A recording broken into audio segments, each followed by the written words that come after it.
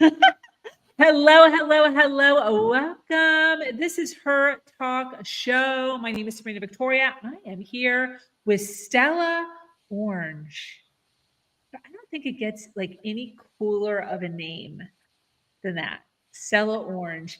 Anyways, we are talking about journaling. We are talking about finding our way through life. So get comfortable as we explore the triumphs and the challenges faced by women worldwide.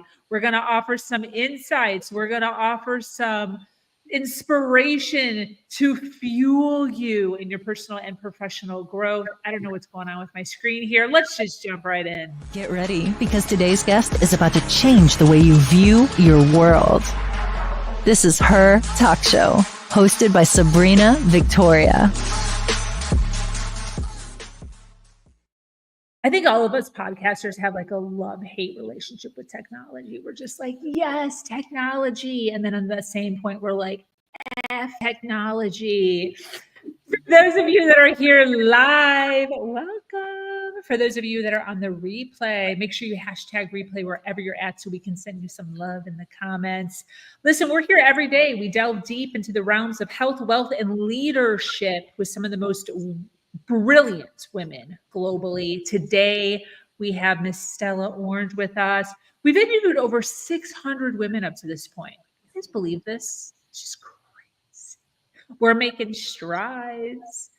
Anyways, Stella originally trained as a wilderness guide and a classroom teacher. She has been writing letters for more than 3 decades. I don't even know what that means, but I am so excited. Who are we writing letters to? I'm so interested in this.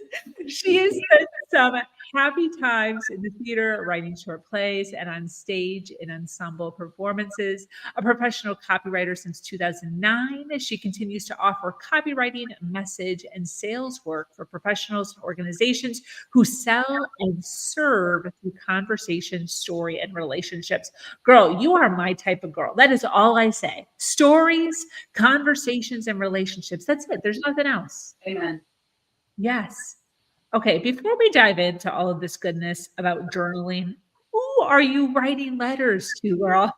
I just wrote that down. I was like, that's where we start. Letters. What is that?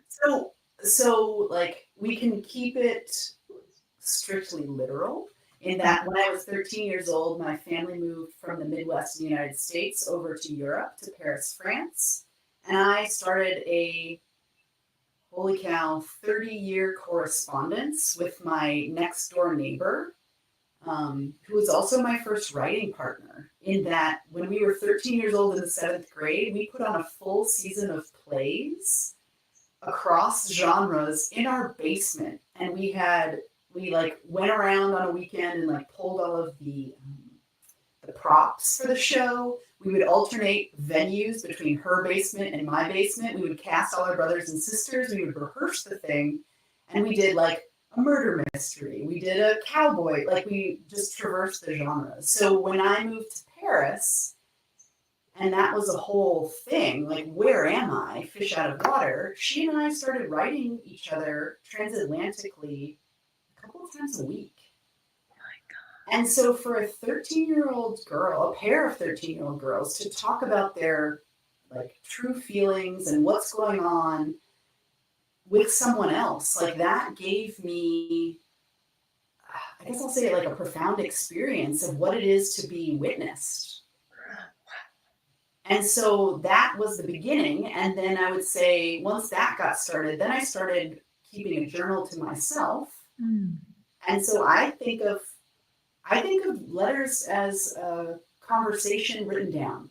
And so I've had conversations written down with this friend who we're still friends. I'm hoping to road trip with my kids to see her. She's a professor down in South Carolina. Hopefully we'll go this summer. But also like writing to yourself in your journal, which is what I think we're going to kind of dip our toes into today. So there's that. And then my third answer would be, who are we not writing letters to? Like, I have shoeboxes upon shoeboxes of correspondence from like college. I was writing and trading letters with like my college friends' boyfriends. Like nothing weird, just like, He was at a friend's cabin. I was traveling somewhere else. And we're just comparing notes about what our experiences were like. Wow. And this is all in the days before, this was all in the days before social media. Like, I think AOL, if there's anyone that's as old as me, like, that was starting to go. But really, there was this way of writing and sending cards. I was sending cards to my grandparents. Like, I was sending letters to my parents. Like, all of it. So it's really this slowing down of conversation, giving ourselves like a reflective space to say, yeah, what am I noticing? What is going on in my heart and in my life and in my world? And who am I choosing to share that part of myself and my inner life with?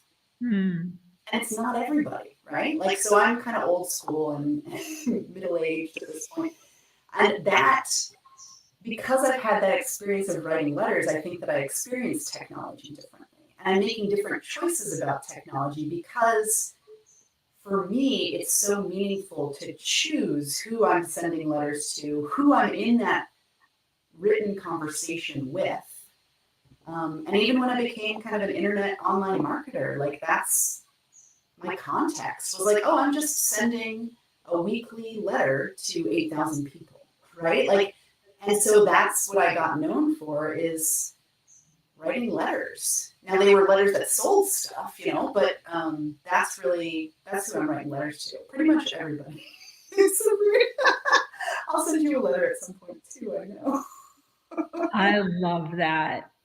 I have shoe boxes too. I have shoe boxes of like old boyfriend letters. My best friend. Remember we used to do like the origami with the letters in high school and fold it? Yeah, I have all of them.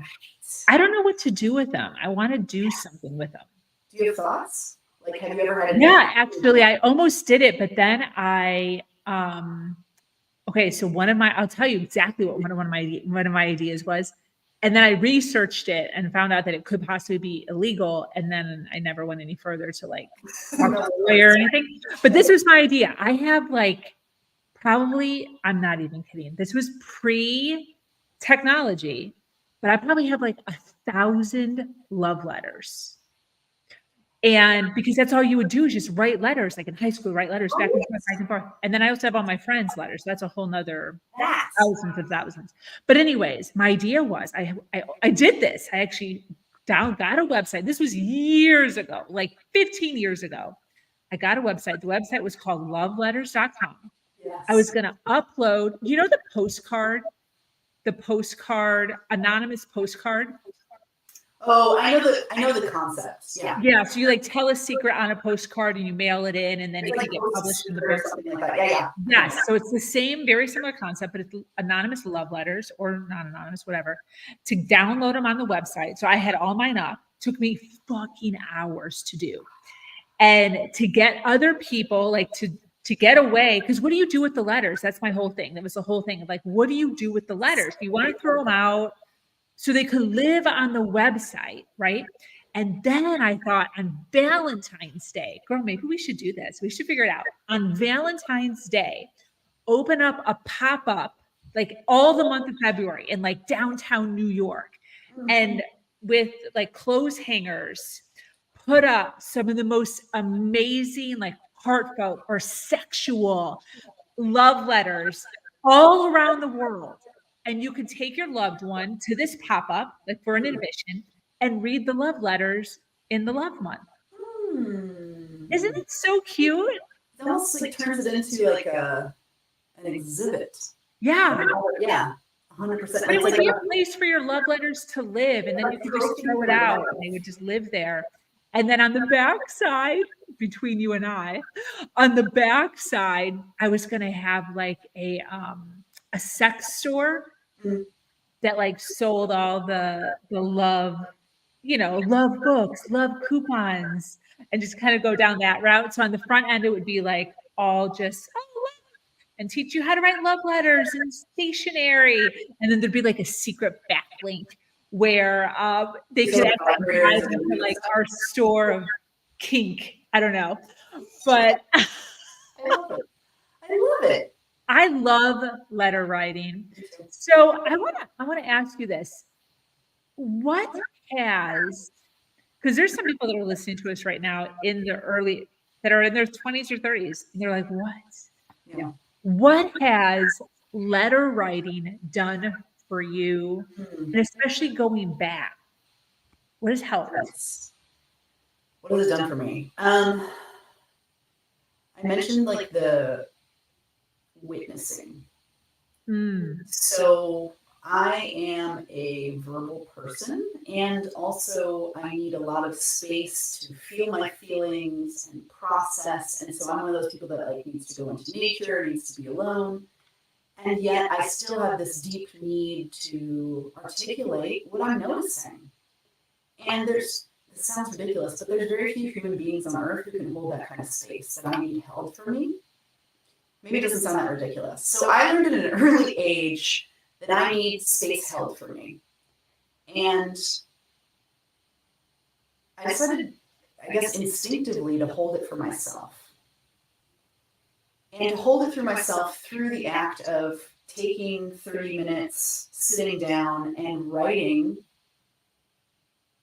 like head, down the arm, through the pen on the paper, to give to somebody else. And I was lucky enough to have someone on the other side of that who received it and responded. And so I think doing that, like as a practice almost, like a repetition, a habit, a rep, trained my nervous system. That when I have something innermost to say or to share, there is someone else on the other side who cares, who is reading, who is listening, who is attending, who is responding. And I know that in my bones because I've had that experience. Now I'm 47, so since I was 13 years old. So over 30 years now, 34 years. And then alongside that, like the writing to myself has given me a place to mess around, basically. I think of writing in a journal as like a dojo or a workshop. I am someone who still to this day, if I think too hard about it, I don't know what to say out of my mouth. So I actually have to like turn off my brain to let the words flow. But there's something about how I'm put together that if I have a pen in my hand and I'm writing, like I've never had to get over the like worry hump or the shame hump or the, like, sure, I've learned how to take it deeper and how to take it broader and how to say the true thing or say the ugly thing or ugly cry to myself as I'm witnessing what's going on. But I think the early impulse to talk to myself also subliminally programmed myself that like I am worth talking to. Even if there's no other human being around, it's just me talking to God, me talking to me witnessing me, and that is enough. And so as a middle-aged person who grew up before the internet and all the things, who actually was really into like chat rooms and stuff like that when I was in high school and beyond, I noticed that younger people today, and I'm like at a distance, but it seems to me like the internet's messed with a lot of our brains about what it is to be witnessed, what it is to be engaged with. Like it's messed with our understandings of the relationship, I think. Like mine too, like as a, someone that was an entrepreneur who like built this big business and had all these clients around the world, like at the height of that, at some point, like I was like YouTubing like my thoughts, getting out of the shower at my apartment, like with my towel on, because I was like, I'm vulnerable, like that's great. And like it took me a while to like be like, that's not really what I'm about. Right? Like I care about my people that I'm in relationship with, and sure there can be people on the other side of the planet, but like, because I had those early experiences of writing letters, like that's a touchstone for me to say, oh, that felt good and the rest of this stuff doesn't feel quite right. What's going on between those two spaces and what do I need to adjust? And so I think I guess it's that. That's my long answer to your short question. Like, I've got some touchstones and some early learning and early reps that have really grounded me in my own life, I think. Mm. Wow. It's good. I love that it's done so much. You have said that words create worlds and that the language we use has energy all its own. What does that mean? The words that we use leak emotions. They leak postures. They leak attitudes. And if you're paying attention, you can catch a whiff of that aroma. So I know you're a fan of stories, Sabrina. This is a kind of goofy story, but we live in a 122-year-old house in upstate New York. The last 2 winters we've had mice. I was shopping for an exterminator because I don't like living with mice in the wintertime in my house. And I called an exterminator who I'd seen his truck in the neighborhood, so I called, assuming he would want some business. And I left him a message, he didn't pick up, and I said, this is our second season of mice. We've done a lot of the basics, and I listed the things that we've done because we hired an exterminator last year. And I said, and we're looking for someone to come in and tell us what we need to do differently so that we can get rid of the mice. He called me back and we had a conversation, and he said, well, I don't want to tell you what to do to get rid of the mice. And I said, can you tell me more? And he said, well, because if I tell you what to do, then you're not going to hire me to do it. You'll just do it yourself. And I said, oh. And then I spent some time like reassuring him, no, I'm looking to pay you money for the service that you offer the world. And so we scheduled the time for him to come over or whatever, but I hung up the phone and that sat weird with me. I was like, what is that? I was like, oh, I think that his language tells me how he looks at the world. And the way that he looks at the world is not that it's a collaborative place. It's a transactional place. And you know, in all fairness, like maybe I do live in a poorer part of the country where people do steal information from like experts and then try to DIY it. But that was his initial response to someone calling for help in his line of work. Struck me as like, oh, I don't think we're going to work well together, because at this point in my life, the people that I hire to support me have this collaborative attitude, have this attitude of partnership. And I just don't want to teach my exterminator what I teach in my paid work, which is like, it is an abundant universe, friends. And we can collaborate with other people that do their work as good as we do our own. And so we ended up not hiring the guy because of the words that leaked his perspective. And I could be wrong, I'll be honest. Like, I could totally be wrong about this. However, I've traveled enough road to just say that catch, that feeling that like, oh, why on a first call with a potential customer would he be like this? Instead of like, now asking, he could ask a clarifying question. Now, are you looking for someone to do the work for you, or are you just looking for consulting? He didn't ask that. So it's that sort of thing. The words we choose, as you know, in my work as a copywriter, people would often talk about, like, in marketing copy, are you struggling to blah, blah, blah? Are you afraid of blah, blah, blah? And like, I just believe that meeting people where they're struggling or they're fearful, it's like a heck of a place to start a relationship. I don't want to tweak on people's fear in order to get them to hire me for something. Like, we need to have a relationship. Like, there needs to be like, hello, how are you? Like, there's an approach that needs to happen. I feel like I'm kind of getting out in the weeds a little bit here, Sabrina, but like, this is where like, how we meet people and where we start in our conversations matters. Do you say good morning? Do you say hello? Do you do that in your emails? Do you do that on a website? Like, how do you create that energy of welcome, the energy of reciprocity, the energy of we're in this together, versus like, I've got all the answers, you're struggling. Or I'm not going to tell you how to solve your problem, even though I'm in that line of work, because you're going to steal from me. Like, how do we start paying more attention to how we're talking and the energy we're pumping out in the world, and making sure that it's actually aligned with what we're bringing to the party, what we want to bring forth in other people?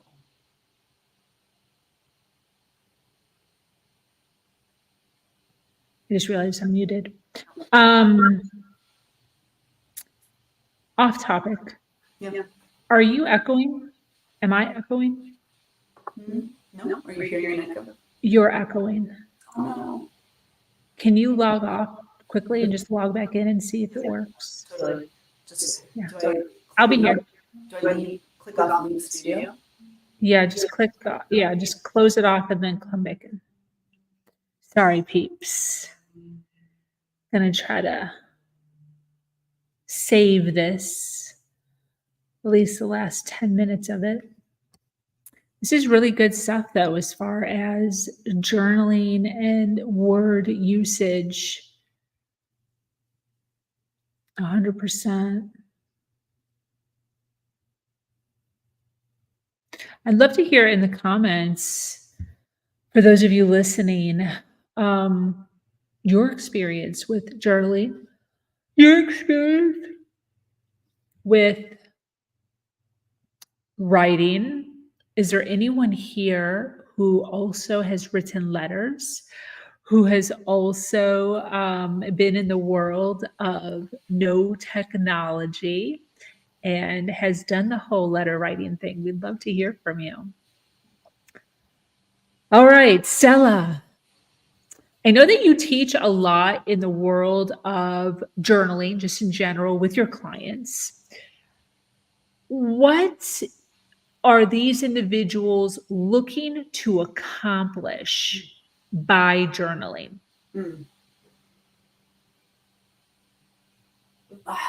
So this is not the core of my work. I typically help people write to other people, so writing their marketing. But I find that the journaling gives us a private and even secret space to workshop and work through our ideas so that we can lower the stakes on a newsletter or a blog post or a social media post or a website. Like, I find over the course of doing this marketing writing, what has been helpful for me and many of the people that I've supported and served over the years is having a very private, low stakes place to just kind of mess around, and no one else needs to see it.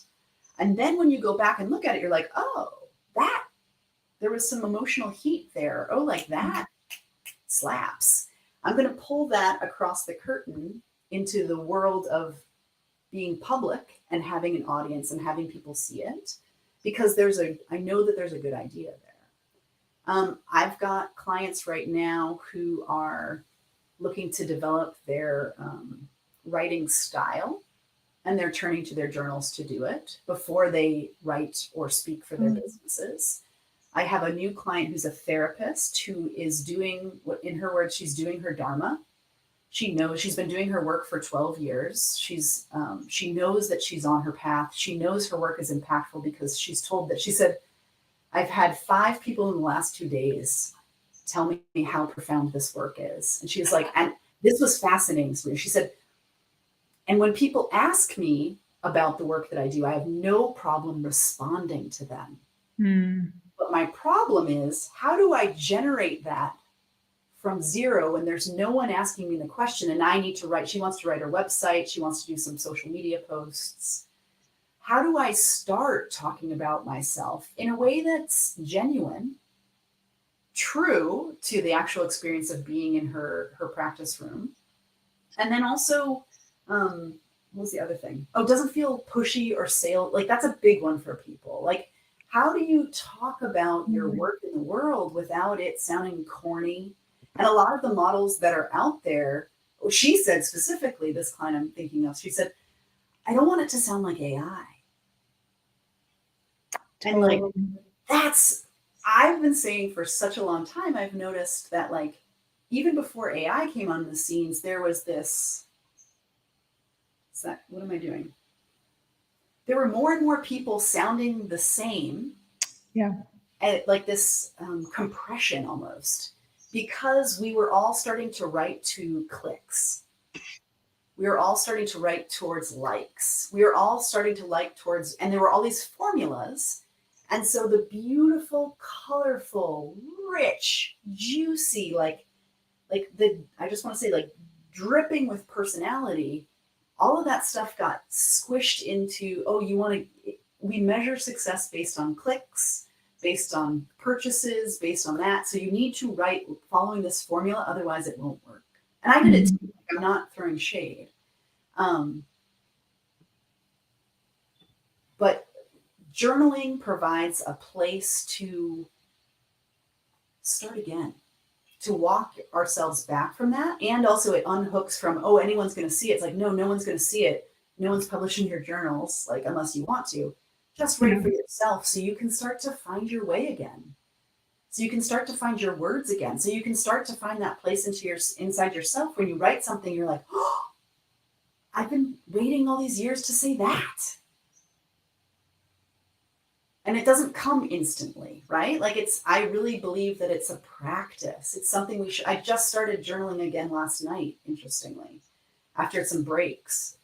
And I was like, this is so ironic because here I am every Monday. I have a writing group called Show Up and Write. And I'm like, hey guys, here we are again, let's write. And I'm always extolling the virtues of having a writing practice and writing in your journal. But I have 2 little kids at home and all of these things, right? And so I haven't been doing it. And I wanted to say out loud to you and your audience, like I sat down in bed last night and I was like, just do 5 or 10 minutes. And I pretty much did not like any words that I wrote. I was like, ugh. And I've been doing this for so long, right? And I was like, it's important for people to hear, like, I'm a professional writer. This is my livelihood. I've done very well for myself on this particular skill. And I too fell off the wagon and I too get back on the horse.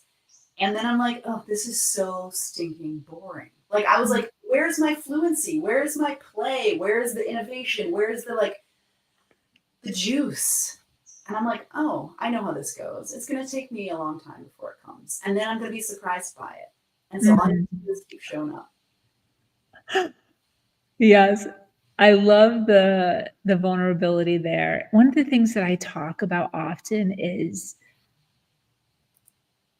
the importance of like adding things to your life, for instance, journaling, and being open to starting it, knowing that you might pivot out of it.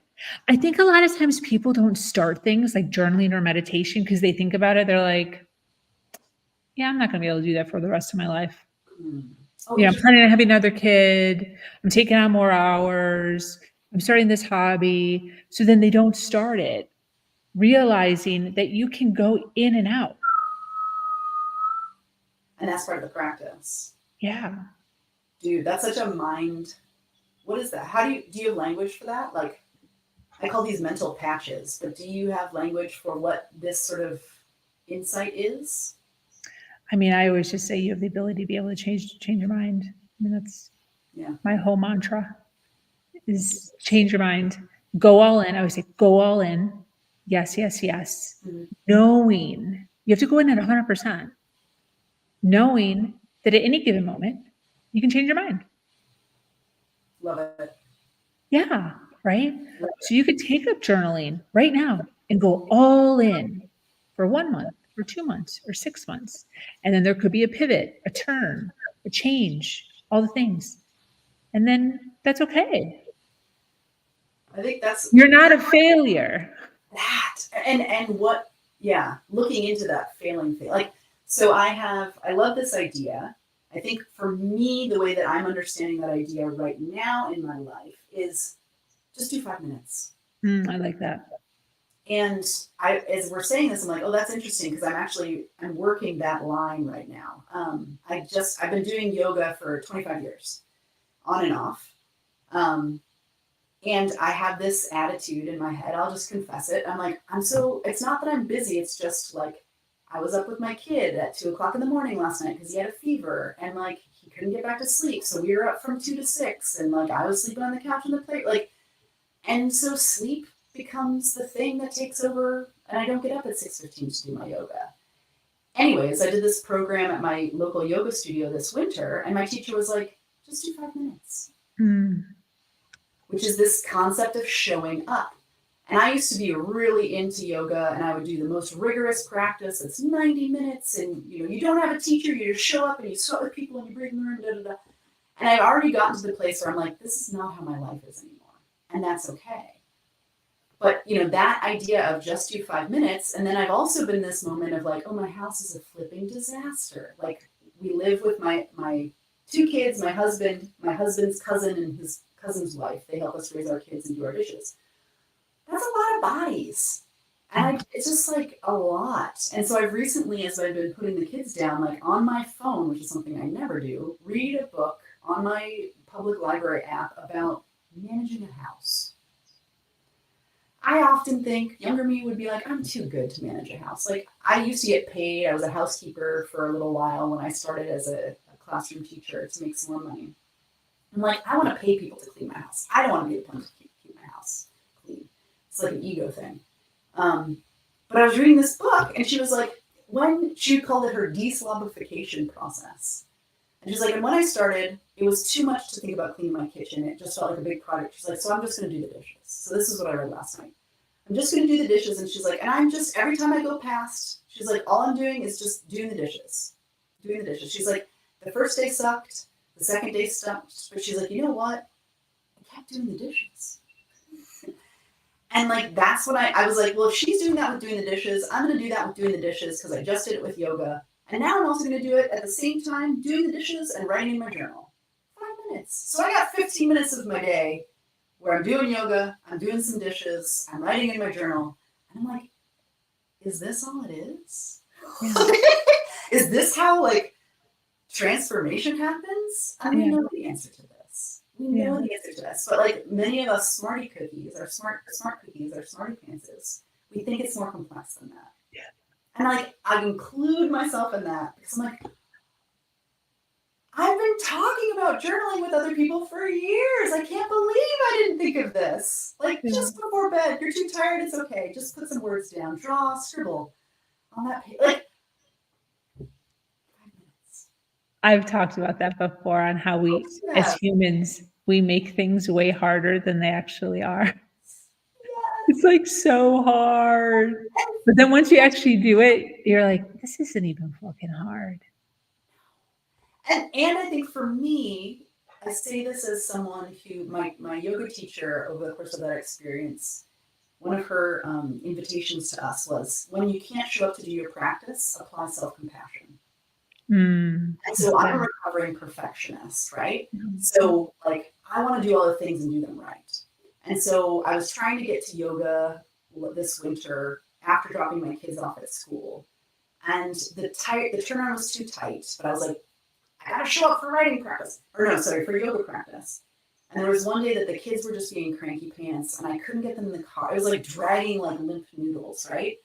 And so I couldn't hit the time right. I couldn't get to do my yoga practice. And it was really important for me to show up at the studio because I signed a piece of paper saying I would do what I could and whatever was in my power to show up 3 times a week to practice. Even though I was like, there's no way. I don't have that kind of childcare. So there I am in my car, trying to get my kids into school, bawling my eyes out, saying, apply self-compassion. Like, because there was something deep inside me that was like, you're not doing it. You're not doing the thing you set out to do, so you suck. And I don't even believe that to be true, but there was something deep inside that was like old and there. And I was just like, in this moment, I feel like I suck because I'm not showing up. And I know how important it is to show up. So for me, the easy part is actually showing up for 5 minutes. For me, the spot of my growing edge is when I can't do the thing. Can I still love myself? Can I soften and relax into that? Just be like, oh, this must be part of my practice too. This is my 5 minutes to be deeply in my shit. Mm. And just witnessing that and not trying to change it, but just being like, oh, this is hard for you to not do the thing that you wanted to do. That's good. I love that. I love all of that. Mhm. By the way, I'm on your website right now. Your website is so gorge. Thank you. You're going to have to say the name of it because I don't know the name of it. Las Peregrinas. What does that mean? Women who walk.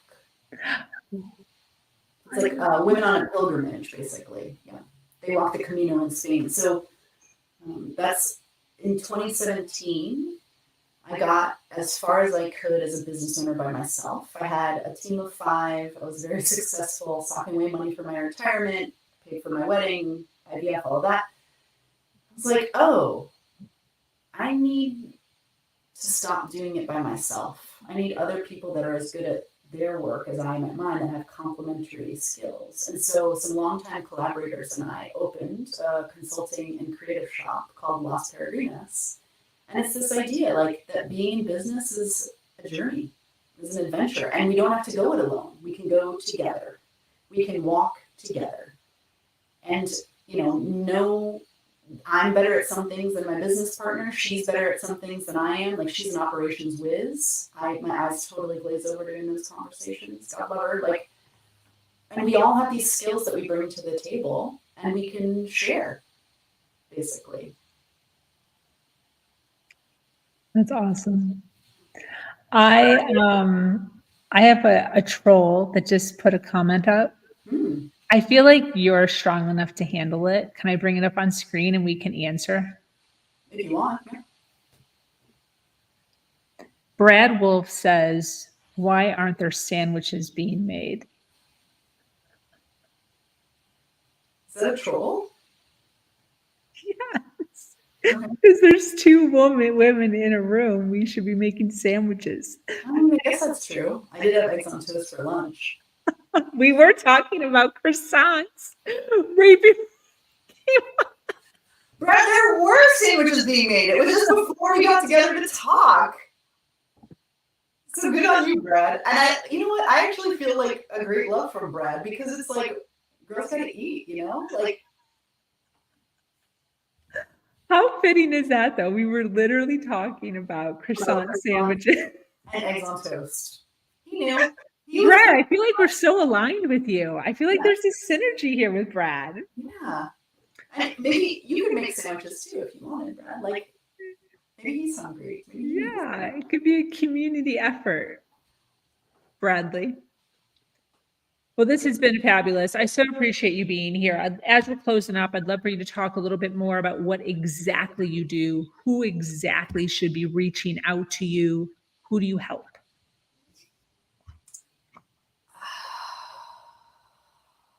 People who need marketing, people who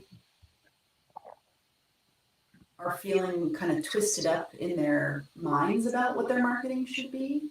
Often people find me because they are getting tripped up on their words or their stories. And so I do a lot of helping people find their words and their comfort with their words and finding their discernment about which words are their words and which words aren't. Also, I do a lot of work with people who have been in their work for a while and are noticing that there's some people that their work is really serving in a profound way and other people aren't really picking up the ball and running with it. So usually that's because we've kind of grown as professionals or practitioners, and we need to make some distinction and own the fact that we're here for clients that will go the distance, so that will show up 100%, versus folks that are like, I'll do everything that you say for my digestive health, except I won't leave my husband, right? Like that sort of thing. That's off limits, which is fine to have boundaries, but for many of the people that I work with, they can create profound transformation in people's lives if the people are willing to go all in, even if they make a different choice down the line. So I do a lot of work around that discernment, and then how do you put that into language, and then helping people think through where do you show up with those words. a lot of people tend to assume that social media is the place to be to get clients. And that when you ask, like, well, when was the last time you got a client on social media? Like, for many people, they haven't gotten a client there in a while. So it's like, oh, what else is around you? What else could you be doing to tend your relationships, to start, getting more clients, say that sort of thing. So that's my long answer. And it's really folks that feel, I guess I'll say, a resonance or a kinship. At this point in my work, people have a sense that I'm for them. And so we have a conversation and we talk about what they're needing, and I'm very clear about what I do and don't do, what my team doesn't do, and then we say, okay, what could it look like to work together? Beautiful. So for those looking to connect with you, it's on the screen. It's also in a clickable link, your website in the description. So make sure you click on that. Where can people find you on social media? Where do you hang out if they want to follow you? I don't. All right. I love that. Yeah, you can chat me up on the website. There's a place if you'd like to set up a meet and greet. I'm happy to talk to anybody and just hear what's on your mind, what's sparked for you as you are listening to our conversation, what you're working on. I'm happy. I give referrals freely. I give ideas freely. So if that's of use, you can show up to the website lostforgoodness.org, and we can talk. And we also host these smaller conversations. We call them salons on different topics. We've got a summer solstice coming up with an Indigenous healer from Ontario, Asha Frost. That'll be in June. So that's also on our event page of our website. That's a good way to go. I love that. Saloons? Salons. Salons. Yeah. That's cool. Yeah. All right. Well, this has been great. I so appreciate you coming over, hanging out, sharing some insights, some stories. This has been a delight. Any closing thoughts as we wrap up? You're a great listener. I just want to acknowledge you. Oh, I can see you over there, taking it in and receiving and holding space. And I just want to say, that really matters. So that felt really good to receive. Oh, thank you. Appreciate that. Well, thank you so much, Stella Orange, for sharing your wisdom, inspiring us. This has been an incredible episode of Her Talk Show. To our dedicated listeners who are listening live or on the replay all the way to the end, thank you so much. Make sure you follow, like, and share. Once again, I am your host, Sabrina Victoria, and I invite you to join our community, Her Nation, where we continue to uplift each other every step of the way. The links are down below in the description. Until next time,